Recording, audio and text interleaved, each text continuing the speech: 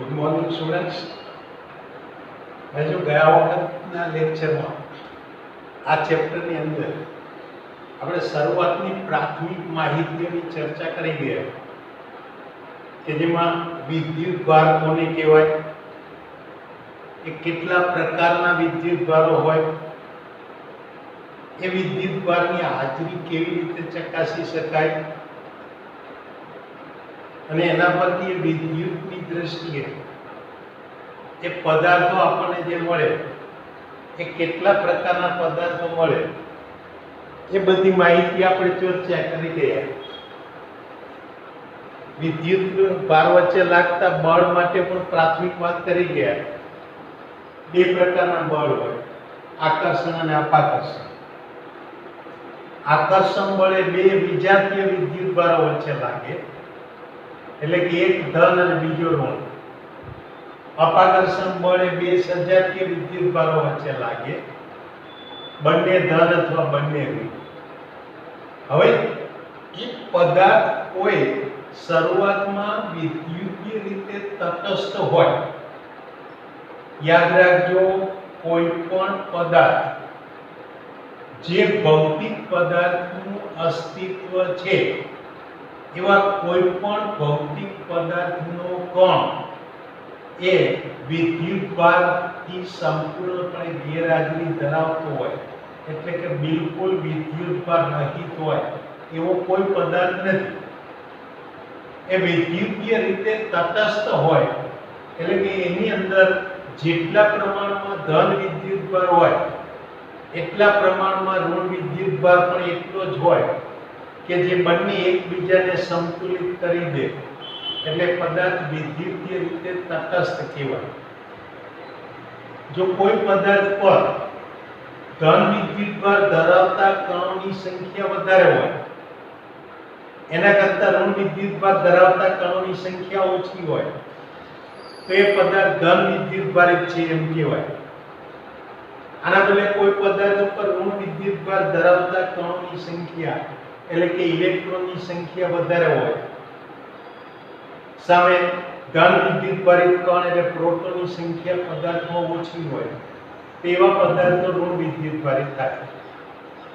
પણ જ્યારે પદાર્થની અંદર ઇલેક્ટ્રોન અને પ્રોટોનની સંખ્યાઓ સમાન હોય ત્યારે બંને વચ્ચેનો પરિણામી વિદ્યુત ભાર શૂન્ય થાય, એટલે એ વિદ્યુતીય રીતે તટસ્થ પદાર્થ કહેવાય.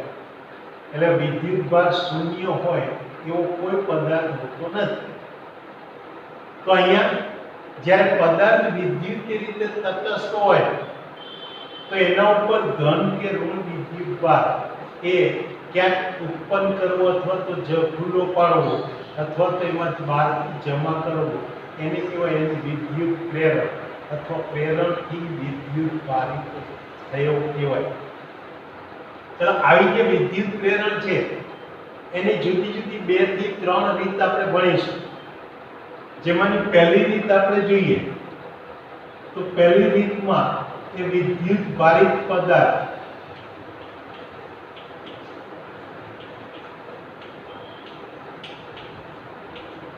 એના સંપર્કથી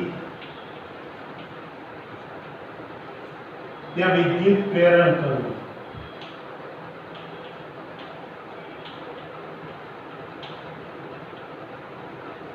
ચાલો આમાં શું થાય જુઓ કે આ કોઈ મારી પાસે એક ધાતુનો ગોળો છે,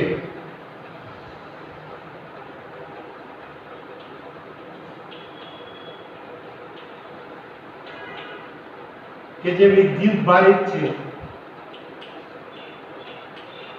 માનો કે એના ઉપર ધન વિદ્યુત ભાર છે,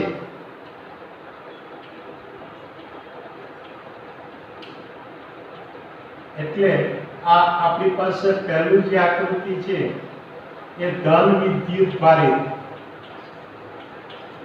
એવો ધાતુનો ગોળો. તો અહીંયા માની લો કે આ મારી પાસે એવો છે કે એના જેવો જ ધાતુનો ગોળો છે કે જે વિદ્યુતીય તટસ્થ, એટલે આ વિદ્યુતીય તટસ્થ હોય તે જ ધાતુનો સમાન ગોળો. ચલો એટલે એક ઉપર કઈ ધન વિદ્યુતભાર છે, બીજા ઉપર કોઈ વિદ્યુતભાર નથી. એટલે આ શરૂઆતની પહેલી આપણી અહીંયા આગળ પ્રાથમિક આકૃતિ થઈ. હવે હું શું કરીશ કે આ બંને ગોળાઓને એકબીજાના સંપર્કમાં લાવું. ચાલો આ રીતે એકબીજાના સંપર્કમાં લાવીશું એટલે આ ધન વિદ્યુતભારિત ગોળો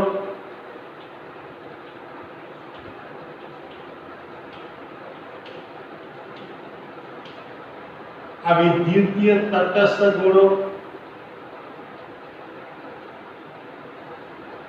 બંનેને સંપર્કમાં લાવીએ, પરિણામે આ એક ગોળા પરનો એટલે કે આ પ્રથમ ગોળા પરનો ધન વિદ્યુતભાર એ બીજા ગોળામાં આવેલા મુક્ત ઇલેક્ટ્રોન એટલે કે ઋણ વિદ્યુતભારને પોતાની તરફ આકર્ષે અને પોતાની તરફ આકર્ષે એટલે અહીંયાથી આ ઇલેક્ટ્રોન જે છે એ પેલા ગોળા 2 થી ગોળા 1 તરફ જાય. એટલે આનો અર્થ એ કે આ બે ગોળાના સંપર્ક કરાવવાથી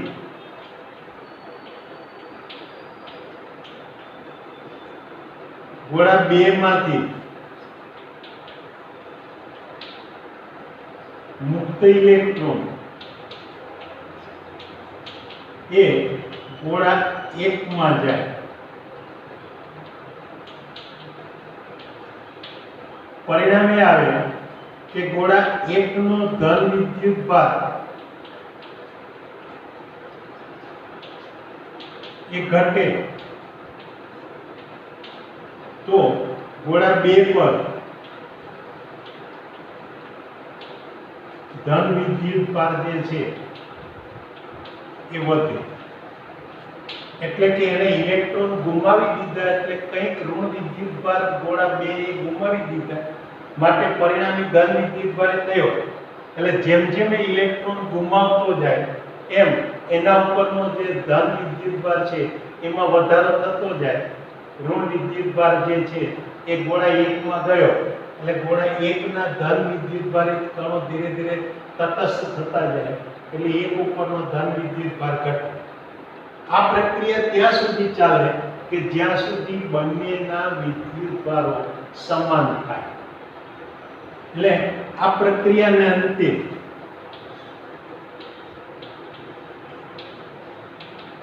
અહીંયા તમે જોઈ શકો કે બંને ગોળા પરના ધન વિદ્યુતભારો એ સમાન મૂલ્યના થાય.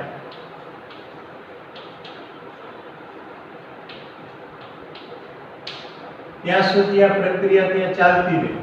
હવે એ સમાન થયા બાદ જો હવે આ બંનેને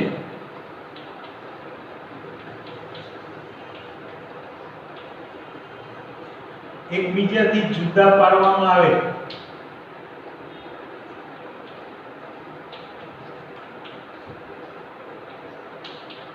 તો બંને પર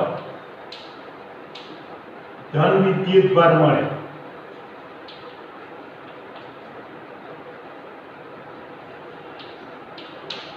આનો અર્થ એ કે ગોળા 1 ઉપર ધન વિદ્યુતભાર ભલે હતો, ગોળા 2 પર શરૂઆતમાં ભલે ધન વિદ્યુતભાર નહોતો, પણ એ બંનેને સંપર્કમાં લાવવાથી અહીંયા જોઈ શકાય કે ગોળા 1 પરનો ધન વિદ્યુતભાર અમુક અંશે એ ગોળા 2 પર જાય અને જ્યાં સુધી એ બંનેમાં સમાન વહેંચણી થાય ત્યાં સુધી એ બંને ગોળાઓ વચ્ચે એકબીજા વચ્ચે વિદ્યુતભારની આપ-લે થવાની પ્રક્રિયા ચાલતી રહે.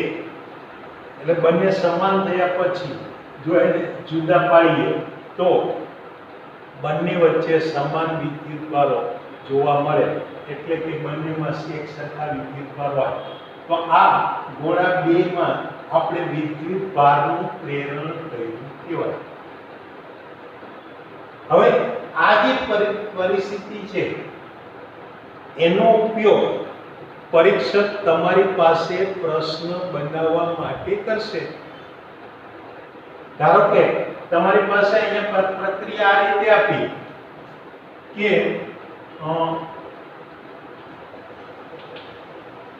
A અને B એ ધાતુના સમાન ગોળાઓ છે.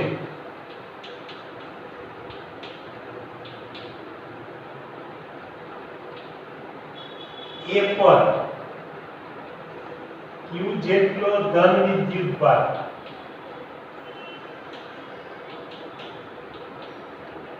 અને B પર 3Q જેટલો ઋણ વિદ્યુતભાર હોય.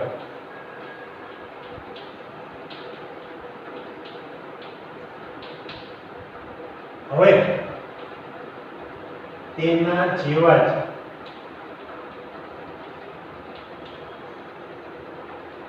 સમાન ગોળો C કે જે વિદ્યુતીય તટસ્થ છે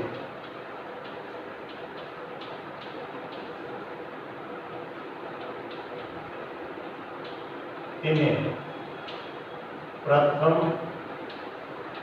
A ના સંપર્કમાં અને ત્યારબાદ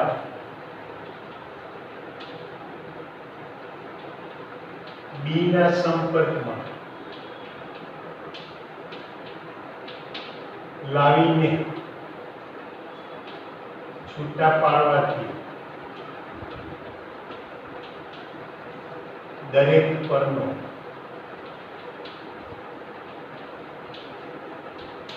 વિદ્યુતભાર જણાવો. આ જ વસ્તુને MCQ બનાવીને પણ મૂકે કે જેની અંદર તમને જુદા જુદા ઓપ્શન આપે, અથવા તો હવે તો તમને પાછા શોર્ટ પ્રશ્નો પણ આવી રીતે પૂછાશે, એટલે શોર્ટ પ્રશ્નોના સ્વરૂપમાં પૂછે. તો અહીંયા જોઈએ કે આને તમારે ઉકેલ લાવવો હોય તો કઈ રીતે લાવી શકાય. તો હવે જુઓ કે પહેલા તો A અને C એનો સંપર્ક કરાવવાથી દરેક પર Q/2 જેટલો ધન વિદ્યુતભાર મળે.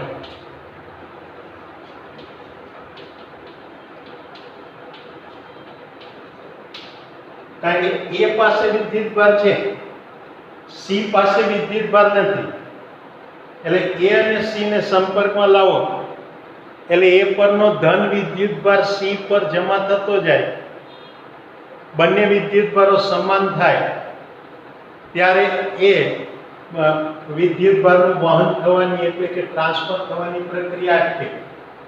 પરિણામે A અને C નો સંપર્ક કરવાથી આ બંને ઉપરનો વિદ્યુતભાર Q/2 જેટલો ધન હોય. હવે તમે જ્યારે B અને C નો સંપર્ક કરો, B અને C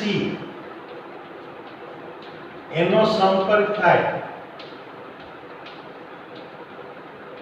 ત્યારે પેલા તો કુલ વિદ્યુતભાર મને કેટલો મળે, તો કે B નો -3Q અને C નો એ +Q/2, અને આ બંનેને કારણે આપણી પાસે જે કુલ વિદ્યુતભાર રહેશે માઈનસ આ 3Q માંથી Q/2 જાય એટલે 3 માંથી અડધું જશે, એટલે અહીંયા આગળ અઢી એટલે કે 5/2 Q જેટલો ઋણ વિદ્યુતભાર પહેલા તો પરિણામી મળે. હવે આ 5/2 ઋણ વિદ્યુતભારનું એ બંને ગોળા વચ્ચે સમાન રીતે વિતરણ થાય. પરિણામે હવે શું થશે કે આ -5/2 આ વિદ્યુતભાર એ B અને C વચ્ચે સમાન રીતે વહેંચાય.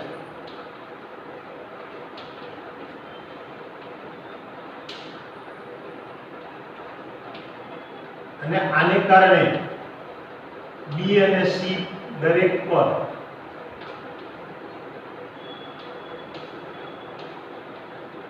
-5/4 વિદ્યુત ભાર જમા થાય. એટલે કે હવે તમે જોઈ શકશો કે આ પ્રક્રિયાને અંતે ગોળા A પર જુઓ તો ગોળા A પર q/2 જેટલો ધન વિદ્યુત ભાર મળે. B અને C ઉપર જુઓ તો B અને C વચ્ચે અહીંયા આગળ જે વિદ્યુત ભાર મળશે દરેક ઉપર -5/4 જેટલો મળે. આ જ વસ્તુને એના કરતા ઉલટી રીતે પણ ફેરવી પૂછી શકે, બીજી રીતે પણ કહી શકે કે પહેલા A અને B નો સંપર્ક કરાવે. જો પહેલા A અને B નો સંપર્ક થાય તો તમે અહીં જોઈ શકો કે A પરનો +q અને B પરનો -3q, એટલે પરિણામ આવે -2q અને -2q સમાન ભાગે વહેંચાય એટલે એ વખતે A અને q પર B પર -q વિદ્યુત ભાર મળે. હવે આ બંનેને C સાથે વારાફરતી સંપર્ક કરાવે. ચાલો A અને C નો સંપર્ક થાય તો માઇનસ જે q છે એનો 2 ભાગ પડે એટલે -q/2 થાય. પરિણામે A પર બાકી રહેશે -q/2. C ઉપર -q/2 છે એ હવે B ના સંપર્કમાં જાય એટલે C નો -q/2 અને B નો -q એટલે કે -3q/2 એના 2 ભાગ પડે એટલે દરેક ઉપર 3q/4 એટલે A ઉપર -q/2 થયો તો એમાંથી B ઉપર એ -3q/4 થાય તો C ઉપર પણ -3q/4 થાય. એટલે આવા કોઈ પણ અલગ અલગ પ્રકારના તમને આ કંઈક સંયોજનો આપી અને એના પરથી એ પ્રશ્નો પૂછી શકે. એટલે આ પ્રશ્નો આવા પ્રકારના સંયોજનો તમારે હંમેશા તૈયાર કરતા રહેવાનું. આ પ્રશ્નો તમને બંને રીતે પૂછાઈ શકાય. હેતુલક્ષી પ્રશ્નમાં એટલે એ ટૂંકા પ્રશ્નમાં પણ પૂછી શકાય અથવા તો MCQ તરીકે એટલે બહુવિકલ્પિક પ્રશ્નો તરીકે પૂછી શકાય કે જેમાં જુદા જુદા 4 પ્રકારના વિકલ્પો આપે અને દરેક વિકલ્પમાંથી તમારે એક સાચો વિકલ્પ પસંદ કરવાનો હોય. તો આ વિદ્યુત ભારનું પ્રેરણ કરવા માટેની આપણી પાસે આ એક રીત થઈ. ચલો હવે બીજી રીતની વાત કરીએ. તો બીજી રીતની અંદર કઈ રીતે કરી શકાય તો કે આ અહીંયા આગળ રીત નંબર 2. ચલો એમાં વિદ્યુત ભારનું પ્રેરણ કરવું હોય તો એ કઈ રીતે કરી શકાય. તેમાં જુઓ કે વિદ્યુત ભારિત પદાર્થ જે છે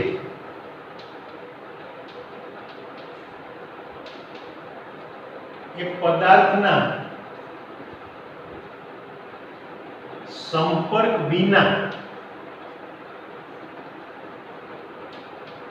વિદ્યુત પ્રેરણ કરવું. જો પહેલા રીતમાં આપણે જોયું કે એક વિદ્યુત ભારિત પદાર્થને એ વિદ્યુતીય તટસ્થ અથવા તો બીજા વિદ્યુત ભારિત પદાર્થના સંપર્કમાં લાવી અને એમાં વિદ્યુત પ્રેરણ કરીએ. હવે એમનો આવો કોઈ ભૌતિક સંપર્ક આપવાનો નહીં અને છતાં પણ એમાં પ્રેરણ થાય. તે પ્રેરણ કઈ રીતે થાય જુઓ કે એની અંદર આ પહેલી આકૃતિમાં હું આ રીતે જોઉં કે આ કોઈ એક કાચ અથવા તો પ્લાસ્ટિકનો સળિયો,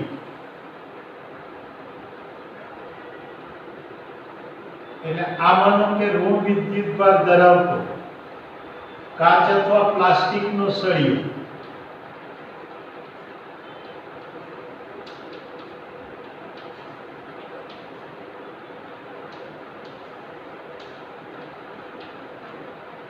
અહીંયા આગળ મારી પાસે આ ધાતુનો કોઈ એક વિદ્યુતીય તટસ્થ ગોળો છે. એટલે આ ધાતુનો વિદ્યુતીય તટસ્થ ગોળો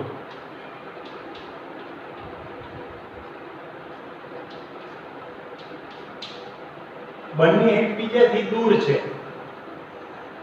એટલે શરૂઆતમાં બંનેને એકબીજાથી દૂર રાખેલા છે, પરિણામે જે ધાતુનો ગોળો છે એ વિદ્યુતીય તટસ્થ છે અને આ જે સળિયો છે કાચ કે પેલા પ્લાસ્ટિકનો એ ઋણ વિદ્યુત ભારિત ધારકે છે. હવે આ બંનેને એકબીજાની નજીક લાવો, સંપર્કમાં નથી મૂકતો, યાદ રાખજો. એટલે બીજી આકૃતિમાં હું શું કરું છું તો કે આ જે ઋણ વિદ્યુત ભારિત સળિયો છે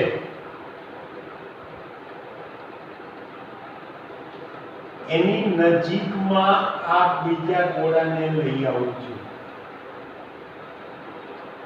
પરિણામ શું આવશે કે સળિયા પરનો ઋણ વિદ્યુત ભાર એ ગોળામાં રહેલા ઇલેક્ટ્રોનને અપા કરશે, એટલે એના જે ઋણ વિદ્યુત ભારિત ઇલેક્ટ્રોન છે દૂરના છેડે જમા થાય, તો આ સળિયા તરફના છેડે ધન વિદ્યુત ભાર જમા થાય. એટલે કે અહીંયા આગળ કહી શકાય કે આ બંનેને એકબીજાની નજીક લાવતા સળિયા તરફના છેડે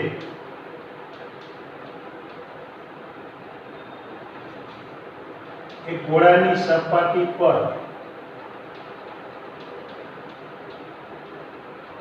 ધન વિદ્યુત ભાર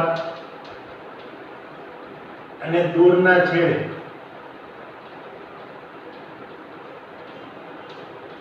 ઋણ વિદ્યુત ભાર જમા થાય. એટલે આ રીતે ગોળાનો વિચાર કરો તો ગોળાની એક બાજુની સપાટી ધન વિદ્યુત ભારિત હોય, બીજી બાજુની સપાટી એ ઋણ વિદ્યુત ભારિત હોય.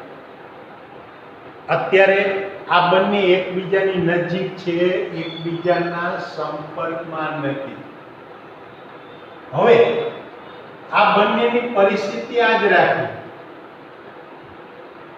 એટલે કે અહીંયા આગળ હું ત્રીજી આકૃતિમાં આવું કહીશ કે આ આપણી પાસેનો પેલો વિદ્યુત ભારિત સળિયો,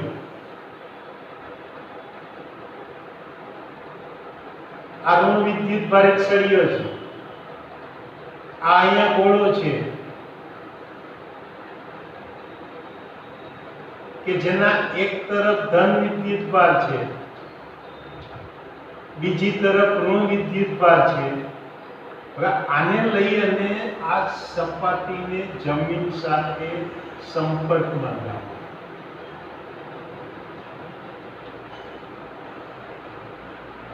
ચાલો હવે જો અહીંયા ઋણ વિદ્યુત ભારિત જે છેડો છે એ ગોળાના એ ઋણ વિદ્યુત ભારિત છેડા તરફને હું અહીંયા જમીન સાથે જોડાણ આપી દઉં. આ જોડાણ આપીશ એટલે ગોળા પરના મુક્ત ઇલેક્ટ્રોન એ આ વાહકમાં પસાર થઈ અને જમીનમાં જતા રહેશે. એટલે કે અહીંયા આ ગોળાનો જમીન સાથે જોડવાથી તેના પરના ઇલેક્ટ્રોન, આ જે મુક્ત ઇલેક્ટ્રોન છે એ જમીનમાં વહન પામે.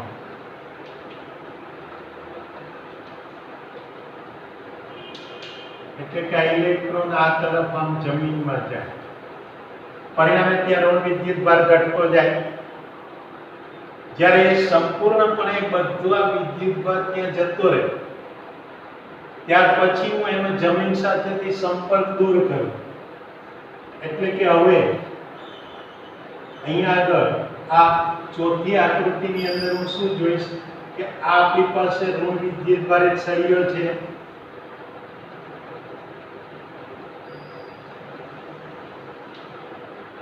આ આપણો ધાતુનો ગોળો કે જે અહીંયા આગળ સળિયાની આ નજીકમાં છે, આ ધન વિદ્યુત ભાર. હવે અહીંયા આગળ એનું જમીન સાથેથી જોડાણ દૂર કર્યું. ચાલો જમીન સાથેથી જોડાણ દૂર કરીશ, છતાં પણ આ સળિયાના ઋણ વિદ્યુત ભારને કારણે એ ગોળા પરના બીજા મુક્ત ઇલેક્ટ્રોન એ સળિયા તરફ આવી શકશે નહીં. એટલે કે ગોળાની સળિયા તરફની સપાટી ધન વિદ્યુત ભારિત રહેશે એટલે હવે જો આ ગોળાનું જમીન સાથેનું જોડાણ દૂર કરવાથી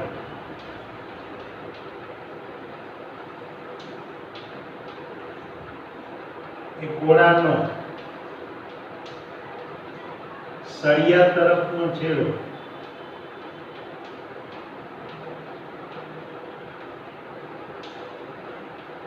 ધન વિદ્યુત ભારિત રહે.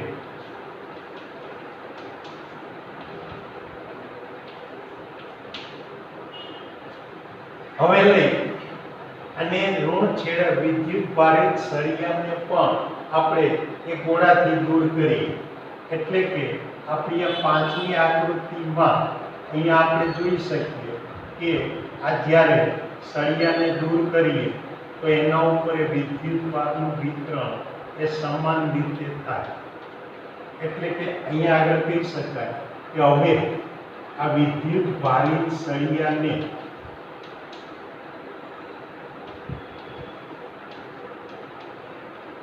એ ગોળાથી દૂર કરવામાં આવે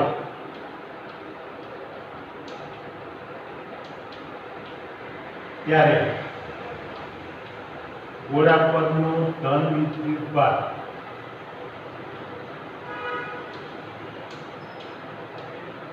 એ સમાન રીતે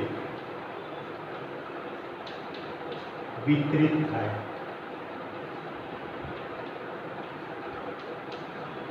આ રીતે આ ગોળા ઉપર વિદ્યુત ભાર જમા થયો એટલે આમ જે વિદ્યુત ભારિત નહોતો એ ગોળાને આપણે વિદ્યુત ભારિત કરી શક્યા. એટલે આ વિદ્યુત ભારના પ્રેરણની એક અહીંયા આગળ આપણને બે રીત જોવા મળી. ચાલો તો આજના આપણા લેક્ચરમાં આપણે જોયું કે પદાર્થ પર વિદ્યુતીય તટસ્થ હોય એટલે કે કોઈ પરિણામી વિદ્યુત ભાર ના હોય તો એના ઉપર મારે વિદ્યુત ભાર જમા કરવો હોય તો કેવી રીતે કરી શકાય એના વિશેની આપણે ચર્ચા કરી ગયા. ચાલો એ ચર્ચામાં જુઓ, જે પહેલી એક રીતમાં આપણે શું કરતા હતા તો કે કોઈ એક વિદ્યુત ભારિત ગોળો હોય એને એના જેવા એ વિદ્યુતીય તટસ્થ બીજા ગોળાના ભૌતિક સંપર્કમાં લાવીએ અને ભૌતિક સંપર્કમાં લાવીએ એટલે આ ગોળા એક પર કે જે ધન વિદ્યુત ભાર ધરાવે છે એના ઉપર આ ગોળા બે કે જે વિદ્યુતીય તટસ્થ હતો એના પરના મુક્ત ઇલેક્ટ્રોન એ એક તરફ આવે. પરિણામે ગોળો એક ઇલેક્ટ્રોન મેળવે એટલે એનો ધન વિદ્યુત ભાર ઘટતો જાય. ગોળો બે ઇલેક્ટ્રોન ગુમાવે એટલે એનો ધન વિદ્યુત ભાર વધતો જાય. આમ જ્યાં સુધી બંને પરના વિદ્યુત ભારો સમાન થાય ત્યાં સુધી આ પ્રક્રિયા ચાલતી રહે. એટલે આ એક રીતે વિદ્યુત ભારનું પ્રેરણ થયું. હવે બંને ગોળાને છૂટા પાડો તો બંને ઉપર આ સમાન એવા ધન વિદ્યુત ભારો જોવા મળે. એટલે એ વિદ્યુત ભારના પ્રેરણની એક રીત થઈ. ચાલો બીજી રીતની અંદર આપણે શું કર્યું કે બે પદાર્થો વચ્ચે ભલે ભૌતિક સંપર્ક નથી લાવતા પણ એનું જમીન સાથે અર્થિંગ આપતા હતા. એટલે કે પહેલાં કોઈ એક વિદ્યુત ભારિત પદાર્થની નજીક વિદ્યુતીય તટસ્થ એવો ગોળો લઈ આવીએ. ચાલો એ લાવીશું એટલે એ ગોળામાં જે વિદ્યુત ભારિત પદાર્થ છે એની નજીકના છેડે વિરુદ્ધ પ્રકારનો વિદ્યુત ભાર જમા થાય. એટલે કે જો ઋણ વિદ્યુત ભારિત સળિયો ગોળાની નજીક લાવતા હોય તો ગોળાના સળિયા પાસેના છેડે ધન વિદ્યુત ભાર જમા થાય. જો ધન વિદ્યુત ભારિત સળિયો ગોળાની નજીક લાવીએ તો એ ગોળાના સળિયા તરફના છેડે ઋણ વિદ્યુત ભાર જમા થાય.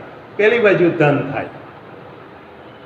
હવે એ ગોળાનો આપણે જમીન સાથે સંપર્ક કરાવીએ એટલે એ જે પેલા ઋણ વિદ્યુત ભાર હતો વધારાનો એ ત્યાં નીચે જમીનમાં જતો રહે. પરિણામે ગોળાની સળિયા તરફનો છેડો ધન વિદ્યુત ભારિત રહ્યો. હવે બંનેને એકબીજાથી જુદા પાડી દઈએ એટલે ગોળા પર ધન વિદ્યુત ભાર સમાન વિતરણ થાય. આનાથી ઉલટું જો તમે સળિયા પર ધન વિદ્યુત ભાર લાવ્યા હોય તો ગોળાનો તમે જમીન સાથે સંપર્ક આપો ત્યારે એ જમીનમાંથી ઇલેક્ટ્રોન ગોળા પર આવેલા હોત અને ઇલેક્ટ્રોન ગોળા પર વધારાના આવી અને નજીકનો જે છેડો હતો જમીન સાથેના સંપર્કનો છેડો એના ધન વિદ્યુત ભારને સંતુલિત કરી દે. પરિણામે બંનેને એકબીજાથી જુદા પાડો ત્યારે ગોળા પર ધનના બદલે ઋણ વિદ્યુત ભાર જમા થાય, એટલે સમાન વિતરણ ઋણ વિદ્યુત ભારો મળે. એટલે આ રીતે કોઈ પણ પદાર્થ પર આપણે ધન કે ઋણ વિદ્યુત ભાર જમા કરાવી શકીએ. એટલે વિદ્યુત ભારનું ત્યાં પ્રેરણ થયું કહેવાય. એટલે આ વિદ્યુત પ્રેરણ વિશેની આપણે આજે વાત કરી. એના માટે કઈ પ્રકારનો પ્રશ્ન પૂછી શકાય એ આપણે એક ઉદાહરણ જોયું. હવે આવતી વખતના લેક્ચરમાં આપણે આ વિદ્યુત ભારો વચ્ચે લાગતા એક નિયમ એટલે કે બળ માટેનો નિયમ એટલે કુલમ્બનો નિયમ અને વિદ્યુત ભારોના ગુણધર્મોની વાત કરીશું. ત્યાં સુધી આપણે રજા લઈએ. આવજો. Good bye.